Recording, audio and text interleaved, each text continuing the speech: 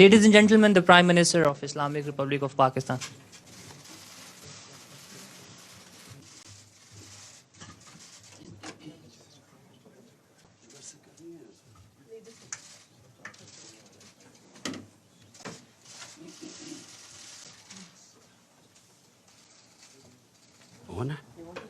On. You start.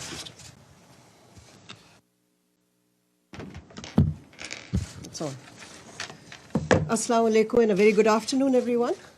It's my great honor to have Prime Minister Imran Khan and Foreign Minister Shah Mahmood Qureshi today addressing a presser at the UN. So without much ado, I will hand over to the Prime Minister. Bismillahirrahmanirrahim. The main reason I came to attend the United Nations General Assembly was to highlight the plight of people of Kashmir. There are a lot of problems. We are trying to fix a lot of things. Pakistan faces challenges, and so therefore I would not really have come out at this time. But I came out to New York only because I felt that unless we highlight what is going on in Kashmir, the world is not going to know. Neither will the people know the oppression that is going on, nor will the world understand that this is just the beginning. It's going to get worse. And there's a potential that two nuclear-armed countries will come face to face at some stage. So hence, I felt that it is extremely important that we highlight what is happening in Kashmir amongst the world leaders and a forum like the United Nations General Assembly. Today, 50 days, people of Kashmir have been locked down by 900,000 soldiers. For 50 days, there's no news coming out of Kashmir. There's a total news blackout. I have met Kashmiris in New York who have complained that they can't get in touch with their families. They don't know what's going on. We know of mass arrests. We know that the entire leadership of Kashmir, even those leaders who were pro-India, who wanted to be part of India, even those Kashmiri leaders are now somewhere in jail in India. We know that young people, boys, have been picked up. We know that the hospitals are not functioning. One of the members who came to see me, who belongs to Kashmir, told me that his relative suffers from dialysis, has kidney problems, so has to have dialysis, and he's fearing for his life. So basically, my whole point of saying, of coming here was to highlight this. This is unprecedented. 8 million people in an open jail is unprecedented in this day and age. And then this nonsense that this is a part of India, so the world should stay out. Just to remind the world that there are 11 Security Council, UN Security Council resolutions that recognize Kashmir as a disputed territory and which gave the right to people of Kashmir the right of self-determination through a plebiscite to decide their destiny. That right has been given to the people of Kashmir. For 70 years, this plebiscite never took place. And then unilaterally, this BJP government has annexed Kashmir. They have gone against their own constitution. They've revoked the constitution of Article 370. And so what we fear now, I mean, the next point is what is going to happen. What we fear, and which is the stated aim of the BJP government, that they will change the demography of Kashmir. To change the demography of an occupied piece of land is against the Fourth Geneva Convention. It's considered a war crime. And secondly, the biggest worry is what happens once the curfew is lifted. We fear with 900,000 soldiers there will be a massacre. And that's also what we are trying to tell the world community, that they must act on it. And my other fear is that India, for whatever is happening in Kashmir, will blame on Pakistan. Last February, there was a Kashmiri boy who blew himself up on an Indian military convoy. The parents of the boy said that he was radicalized by the security forces on some checkpoints or something. Nothing to do with Pakistan. Yet Pakistan was immediately blamed for it. I went on air and said, if you give us any proof that Pakistan is involved, we'll take action. Before any proofs could come, the Indian jets arrived. They bombed us.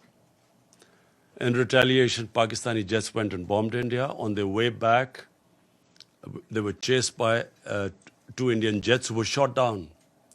Immediately, we returned the pilot who fell in Pakistan, and we returned to India. But unfortunately, that was treated not as a gesture of peace, that we didn't want escalation between 2 nuclear-armed countries. It was taken as a sign of weakness, how we were scared of the might of India. And the sad fact is that unfortunately, India today is governed by a racist, a Hindu supremacist, a party, RSS, which was banned in India 2 or 3 times as a terrorist organization.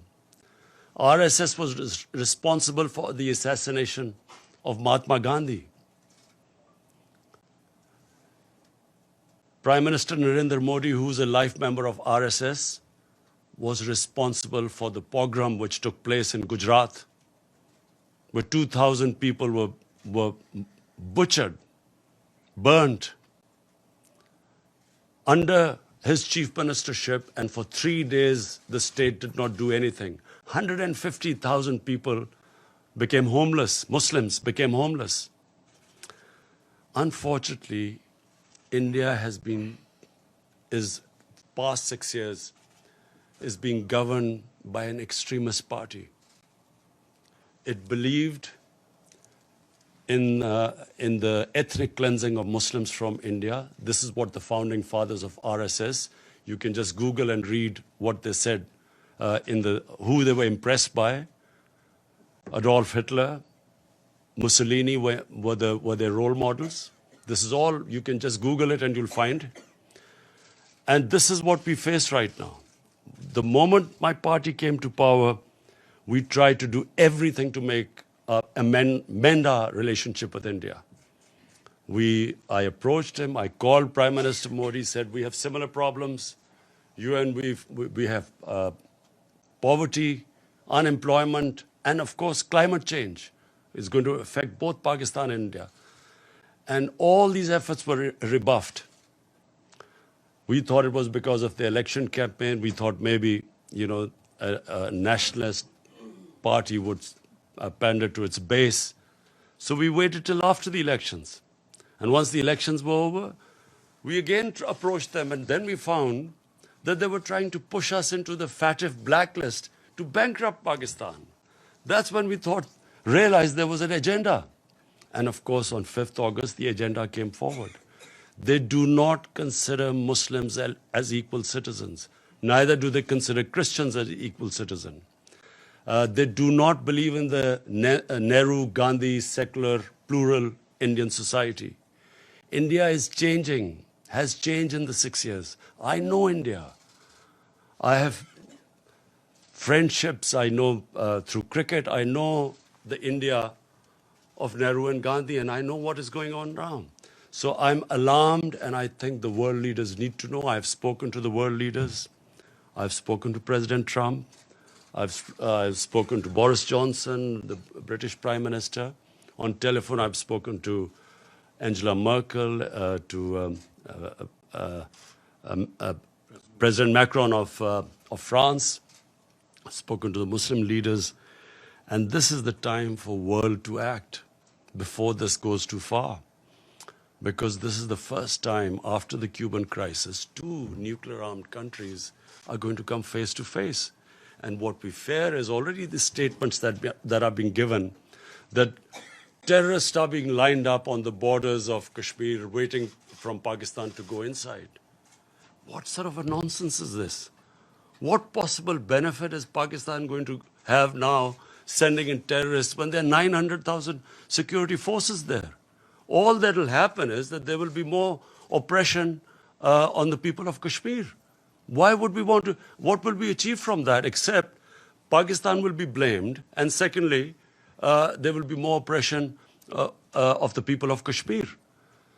But this is typical. I've heard Prime Minister Narendra Modi talk about this, that Pakistan should stop terrorism. What is worse than this sort of state terrorism that is going on? How can anyone justify 8 million people locked up inside? What justification could there possibly be for this? For 50 days? Meeting cancelled here. Anyway, I hope that, by the time I leave here, I will be able to apprise everyone of the situation. I also want the United Nations they have a responsibility. After all, it is the United Nations Security Council resolution that gave the Kashmiris the right of self-determination. And what is happening to them right now, responsibility lies on the United Nations too. And also, I think, finally, of the world leaders, the big countries, the powerful countries, I would urge them to look beyond big markets. There are certain, if this thing goes wrong, the effects will go way beyond the borders of the subcontinent. And this obsession with big markets and trade and all that, this is serious. And I again repeat, we do not know what will happen after the curfew is lifted.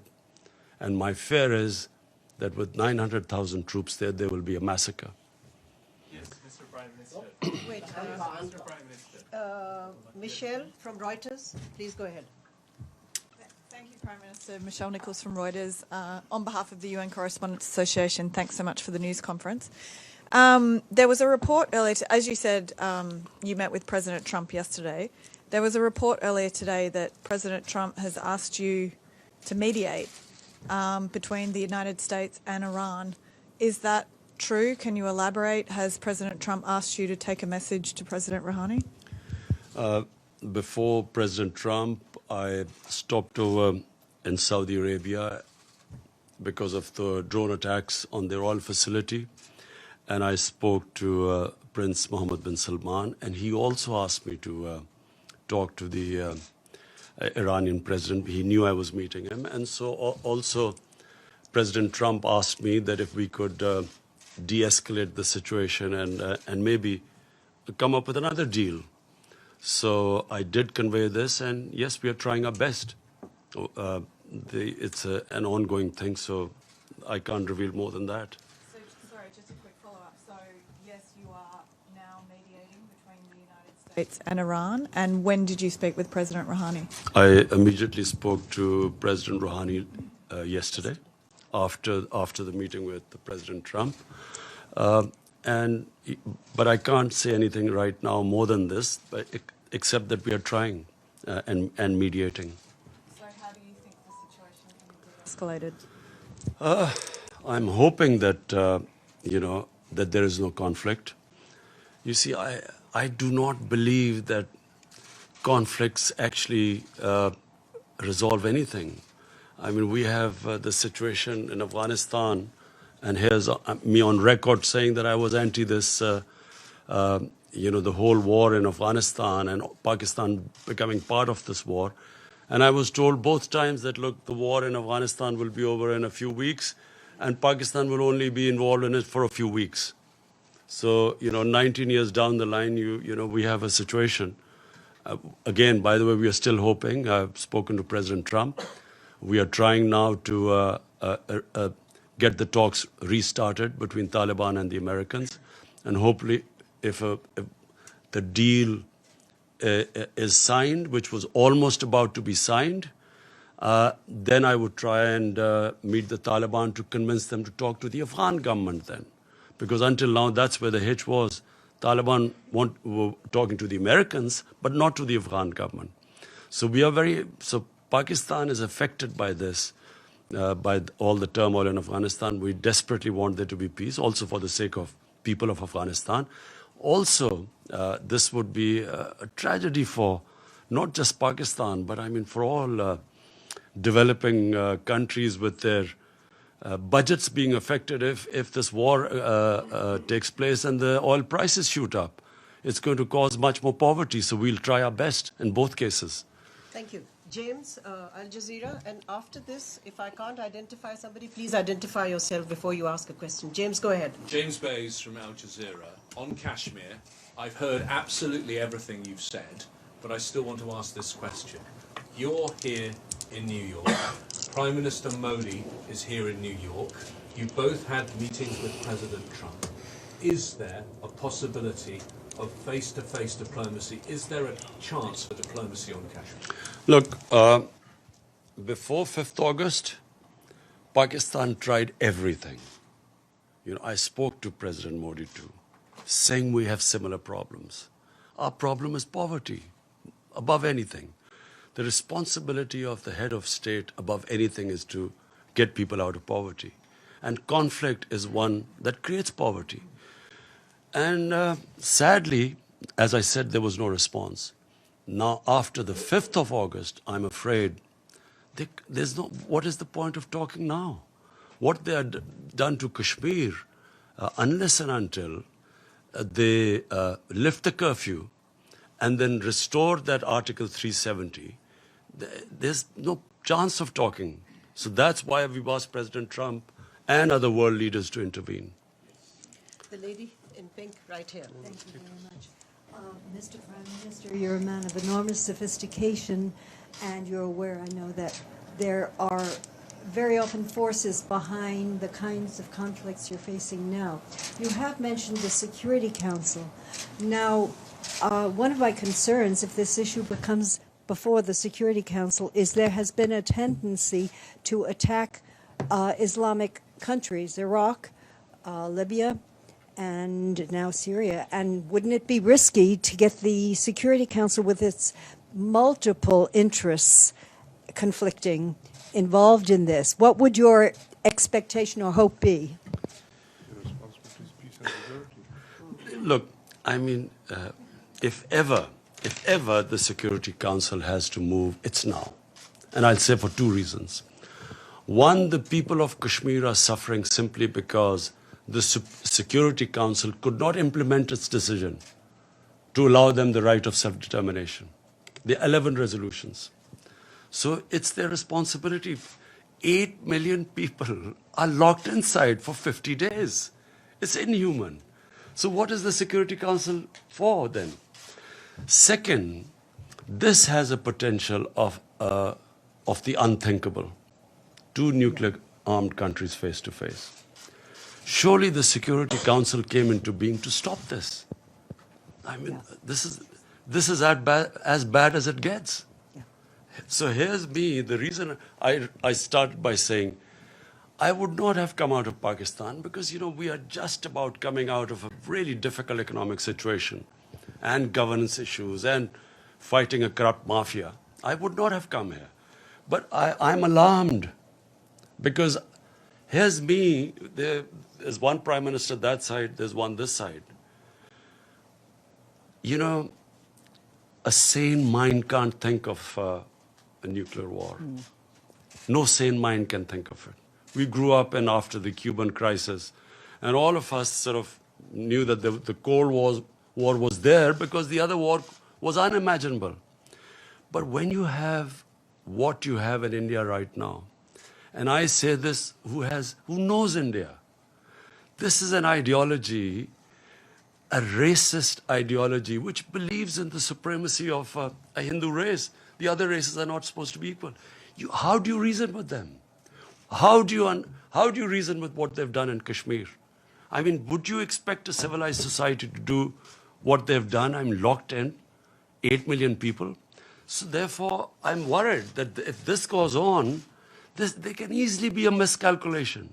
And that's why the United Nations must act.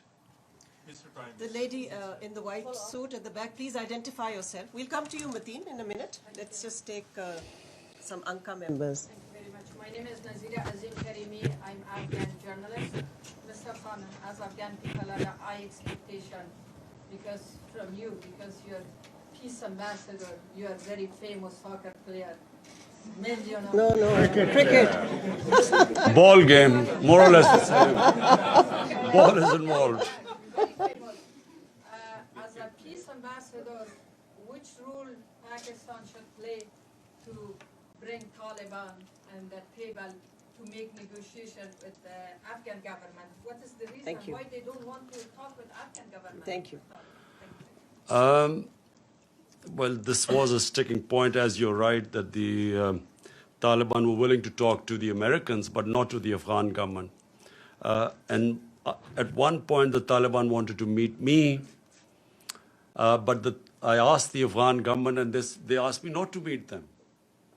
So the reason they said was that until President Ghani came to Pakistan, only then afterwards I should meet them. So I was planning to meet them once they had signed the deal with the Americans, and I would have met them for only one reason, that they should now talk to the Afghan government. But unfortunately, on a tweet, we found out that the deal was off. But, it's very sad because that was very close. And once the deal was made, then, the progress would have been made.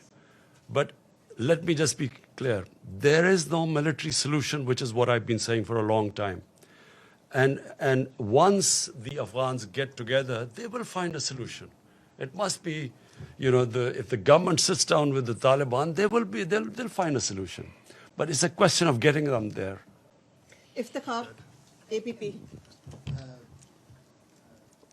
you, Prime Minister.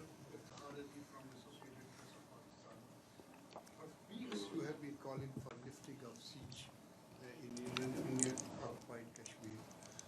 And in this connection, you have met representatives of international humanitarian organizations. What is it that prevents them to carry out their mandated task of providing relief to the Kashmiri people and to visit the prisoners, which they are mandated to do?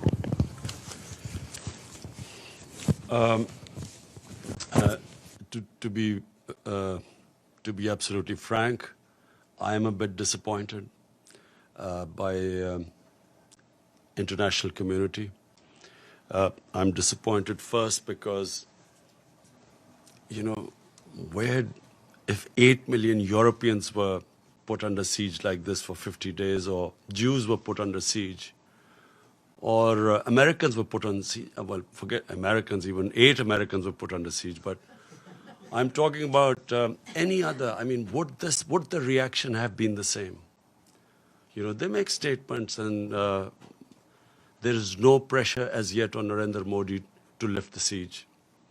So we will keep mounting the pressure. And I will tell the UN, I'm speaking on Friday, I will tell them that if there is a massacre, what are 900,000 troops doing there? When India says that, these Pakistan is sending these terrorists, 500 terrorists, what can 500 terrorists do in front of 900,000 troops? Why would you send 500 terrorists as what they're saying? 900,000 troops are not to fight terrorists. They are to control, intimidate, and subjugate a population. And population, the entire Muslim population, I mean.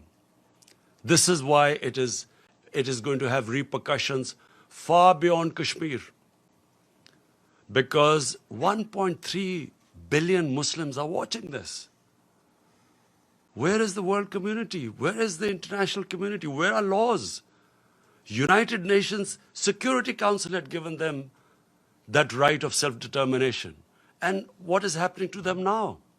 So this will have repercussions. It's going to create radicalization. This is going to get worse. I'm flagging it right now because this is just the beginning. Once the curfew is lifted, God knows what is going to happen after that. Do they expect that the people of Kashmir, who've already lost 100,000 people in over 30 years, do they think that just because India has revoked Article 370, they will quietly accept the status quo? They will accept that India has taken over and annexed Kashmir? Of course, this is going to be there's every likelihood of there being a massacre. So the world community will be responsible. Mateen Haider. Can I just add to what the Prime Minister said to your question, sir? The President of the ICRC met the Prime Minister yesterday, and he said that in order to go and operate in Jammu and Kashmir, Indian occupied side, they need permits. They've applied for permits, and they have neither been refused nor been given permits. So practically, they're inaccessible.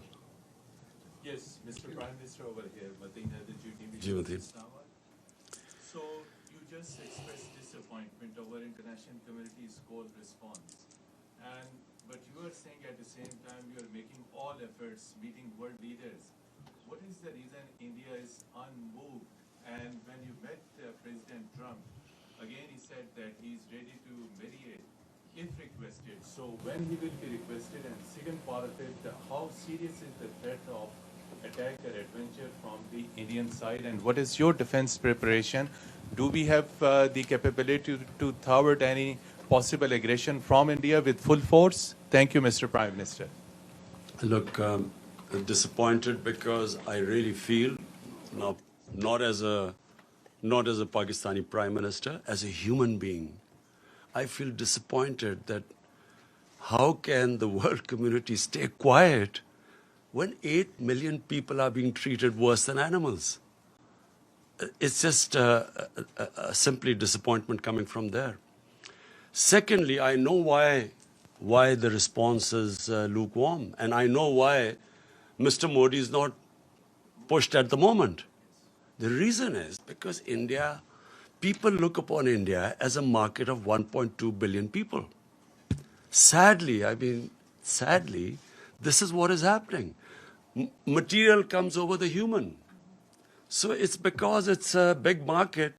They know it's wrong. Everyone I've spoken to knows this is wrong. Some are appalled by it. But they keep quiet because in the end they start thinking of a market. But my simple message to all those who are looking at a big market, this can go very wrong. To your point, to your second question, last time when they made Pakistan an excuse for this, a boy brutalized by the Indian security forces who blew himself up, they blamed Pakistan and bombed us. And once a conflict starts between two nuclear-armed countries, and I told the Indian public too on television, I said it will go beyond my hands, or your Prime Minister's hands once it starts. Who knows where it's going to end up? So it's madness to allow this whole situation to deteriorate further, because it's only going to deteriorate. Again, I repeat, what will happen when you lift the curfew?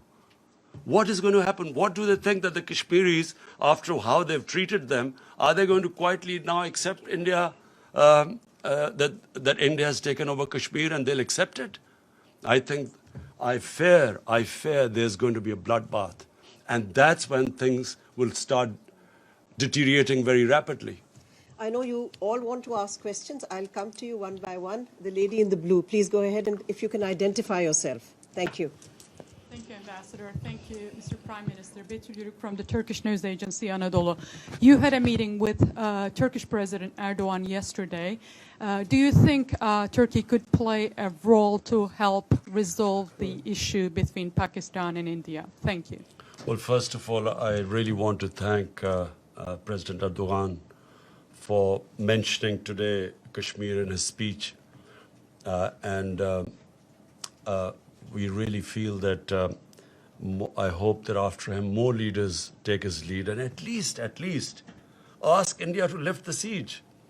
We have a very, very good relationship with Turkey. And President Erdogan is coming over to Pakistan next month, which we hope to receive. We hope to increase our trade, all sorts of, we're going to have financial agreements with Turkey. And yes, we are very thankful that the President has taken a very principled stand. Please go ahead. We'll come to you, sir, in a minute. Thank you. Thank you for the press conference, Mr. Prime Minister. My name is Ibtisam Azim from the Daily Arabic Al-Arab Al-Jadid newspaper. My question to you is, you said that you will keep mounting the pressure. Could you tell us which steps are you going to take? And then to which extent are you afraid that the situation of Kashmir will be very similar to what's happening in the occupied Palestinian territories, where you have a lot of resolutions, a lot of sympathy, but on the ground there is no concrete steps to help the local people. Thank you very much. You see, just like until the Palestinians are given a just settlement, there will always be a problem there. But, you know, of course, Israel is very powerful and probably at the peak of its might. And so for the time being, they've put a lid on it. But eventually there has to be some settlement there, with a just settlement where the Palestinians have a homeland. I think that Kashmir is going to be a bit different. For 30 years, people of Kashmir have wanted this freedom movement has grown. Today, the act done by the Indian government of shutting people in their homes for 50 days has alienated the entire spectrum of Kashmiri public. There were times people who were pro-Indian and who were, as I say, there were Kashmiri leaders like Umar Abdullah and Mehbooba Mufti who were pro-India. Today, no one will be able to ever get a vote in Kashmir who's pro-India because of what they've done. And they've actually, what the BJP government has done is it has actually told the Kashmiris that you're not equal human beings. They do not consider them human beings. Only, hence, a mindset can put people inside what they've done. And not thinking through what happens once the siege is lifted. I do not think Narendra Modi knows what's going to happen. The gentleman right here. Yes. After this, we are going to have an OIC summit meeting. We will gather all the Muslim countries simply for one thing. The only reason the people of Kashmir are being subjected to this is because they're Muslims. And this is resonating in 1.3 billion Muslims. And it's very important for Muslim world to play its part, because they're only suffering because they're Muslims. The Hindu Kashmiris are not suffering. And that's why it is important for them to take a stand. Because if the Muslim countries don't take a stand for whatever reason, for their own trade or whatever agreements, that's what leads to radicalization, when the governments do not express the wishes of the people and when they see injustice. So I hope that, the Muslim countries, we will have the OIC meeting next month. Joseph Klein of Canada Free Press. You've been quoted as saying that Pakistan had originally trained al-Qaeda forces, and also that you regretted the decision by the Pakistani government after the 9/11 attack to side with America against what would then refer to as terrorists. what assurances have you given to President Trump that Pakistan will indeed help in the fight against terrorists, including within Pakistan, that are aligned with the Taliban? Because I believe the second in command in the Provisional Transition Commission or Council that was being considered has significant ties with the terrorist organization in Pakistan. So what kind of assurances are you willing to give?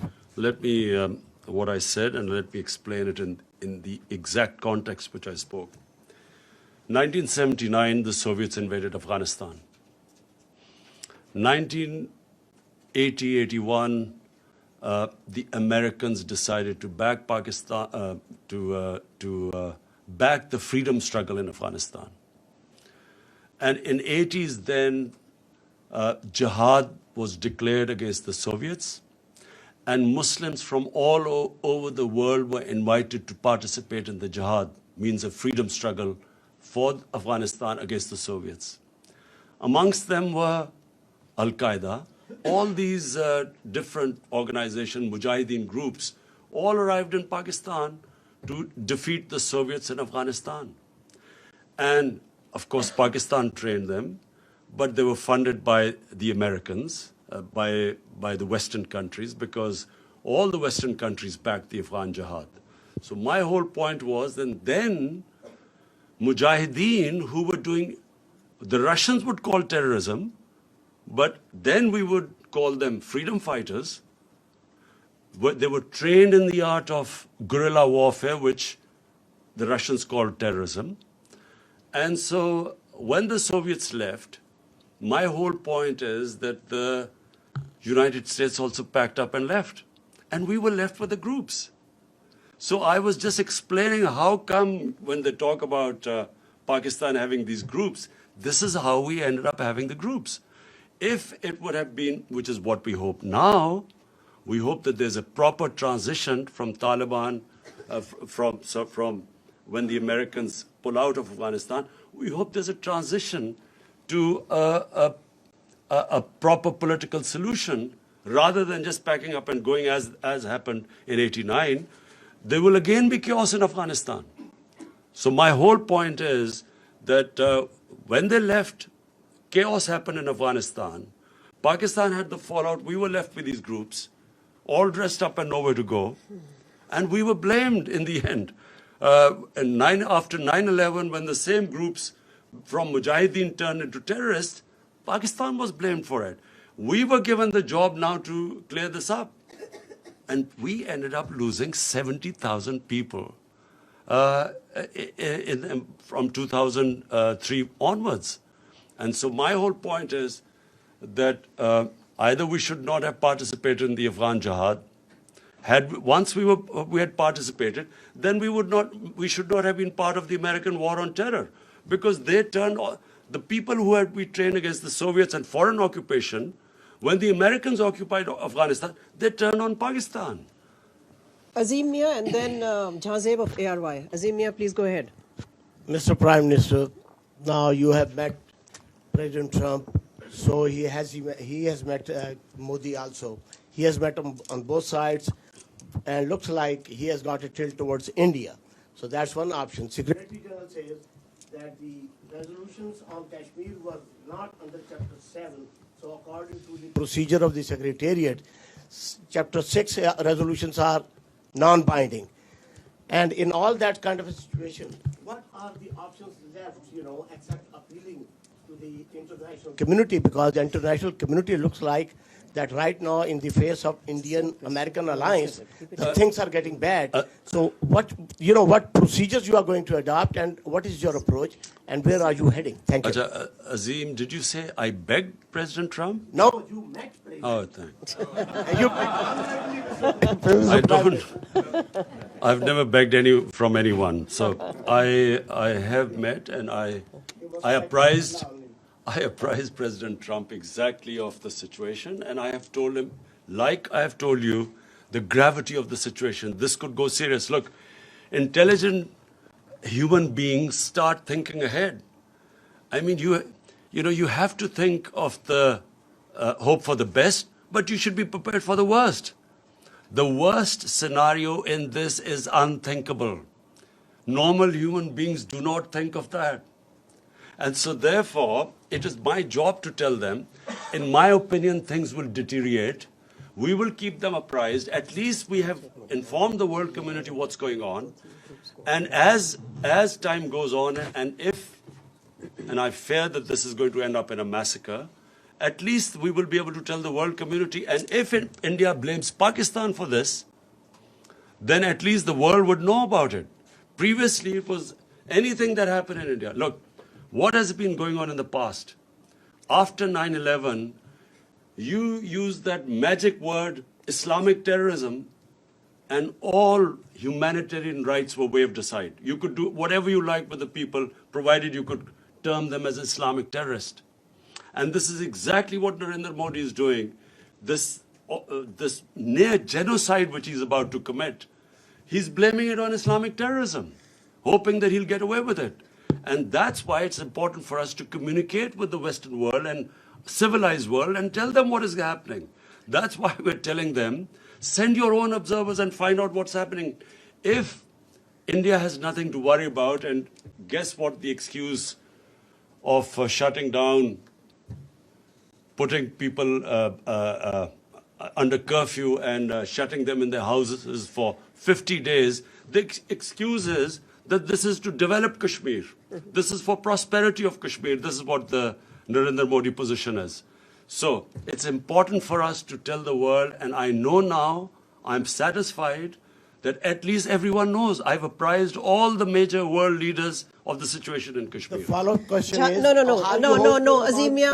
No, Azimia. No, there are other people who want to ask a question. Go ahead, Jazeb.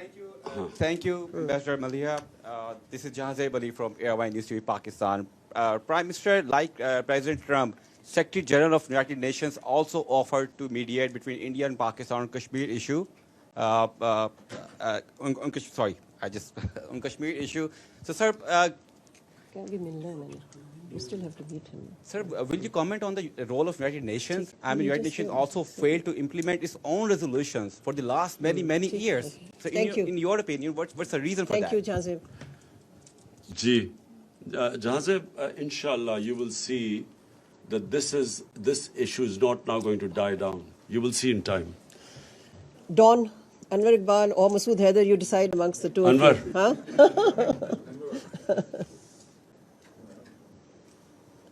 Sorry. I have a very brief, very simple question. You are here, met world leaders, you'll be speaking in 2 days, and you'll go back. What other options do you have now if the international community does not respond? Look, Anwar, let's be straight about this.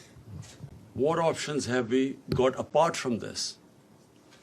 I mean, we can't attack India if, clearly that's not an option. Apart from that, we are doing everything possible. Apart from starting a war, we are doing everything possible we can. We are all the time exploring every possibility. We're making sure every world leader knows about the situation. I will be speaking on Friday as well, and I will try my best to make the world understand. And then media, I'm going to, you see, I believe that the media is very powerful. The Western media, I had meetings last night, and I realized that a lot of them already know what is going on. And so I know what happened in Bosnia. When the ethnic cleansing of Muslims started in Bosnia, for a while the world did nothing. But the media put such a pressure that eventually the world had to do something. And I believe that in Kashmir, it's exactly the same thing will happen. Even though countries are worried about their economic interests and markets, I believe that this is a much bigger issue than markets and economic interest. And eventually the world will be interested. Let's take Hassan from the Daily Times. Mr. Prime Minister, in the past we have seen we had General Musharraf 4-point formula and we also had a Chenab formula. What proposal would you suggest to resolve Kashmir if you were able to talk to India in the near future? Well, for a start, they have to lift the curfew. That's the beginning. I mean, this inhuman curfew of 50 days Even the Congress party in India has commented that poor people have been shut inside for 50 days. 50 days no one knows what's happening with all the prisoners, political prisoners, thousands of them. Thank you very much. In that formula, there was a problem. And the problem was that the third party, the most affected party, the Kashmiris, were not in the loop. We have one last question. Go ahead. Voice of America, U.S. service, we broadcast to Pashto region, Pakistan, Afghanistan. Did Trump ask you to play some role or active role in Afghanistan? And did he told you something about to put some pressure on Taliban? And what were you told? I'll repeat what I said. We were very surprised because the deal was about to be signed when from a tweet we found out that the deal had been broken. So what we hope is that, and what we will try and do, is to actually get back that deal to be signed. And then Pakistan will do its best to get the Taliban to talk to the Afghan government. We're done. We're done. Prime Minister, as we know that there is no word of disappointment in your dictionary. Really appreciate as you have conveyed Pakistan's narrative loud and clearly across the world. During these days, you have met with different head of states, including Donald Trump. Now, in your opinion, what they are thinking and how much they are convinced? If no mediation, then what next? Look, the disappointment is not because I think that people of Kashmir, I feel that what Narendra Modi has done, he has boxed himself into a blind alley. There is nowhere for him to go from now onwards except a general massacre of people of Kashmir when the curfew is lifted. There's no other way for him to go. So I feel that from now onwards, and I know that the people of Kashmir for 30 years have been fighting for their independence, and 100,000 have lost their lives. They have lost fear of death. When a population, and you're talking about not a few thousands, 8 million people, when they lose fear of dying, and freedom becomes much more important than living a life of slavery, I don't think that he will be able to stop this now. I think the momentum will gain pace. So I'm not disappointed about where it is headed, because I know that this will eventually now end up in freedom for people of Kashmir.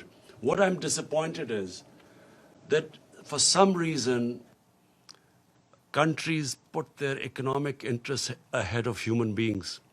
This is the same with climate change. Countries, because of not wanting to lose their growth rate, do not realize that what impending disaster this climate change is bringing to the world. Neither do countries, for instance, which I'll be speaking about, this money laundering which comes from the developing world into the rich countries every year. Billions and billions of dollars from poor countries moves to rich countries through corruption, ruling elites of developing world, taking the money out. And unfortunately, because if anything, the richer countries gain from it, they do not take any steps to stop it. This is a plunder of the poor countries. The poor countries are getting poorer. The rich are getting richer. And these criminals who plunder the poor countries have an easy way of parking their money, buying flats in New York and London. And that's what we want. We want the world to take notice of this. The richer countries, they should have strong money laundering laws. They should, if we can identify that money has been stolen from our countries, it should be immediately given back to us.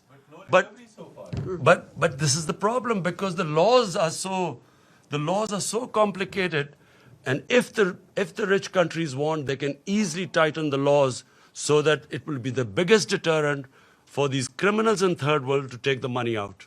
Thank you. Thank you very much. Last question. Thank you.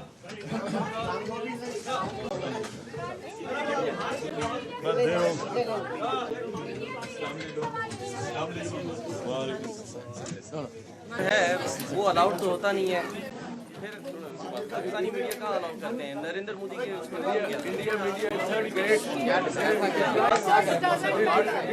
मसला हल करे ना India.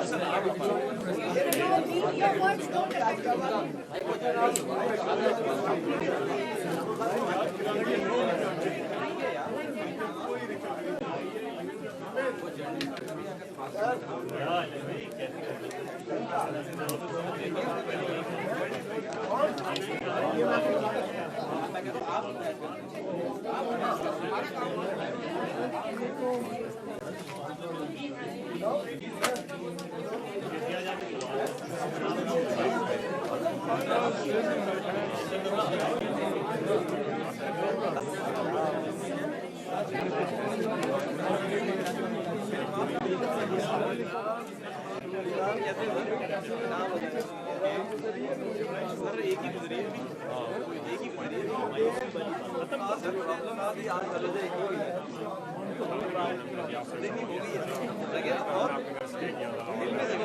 है।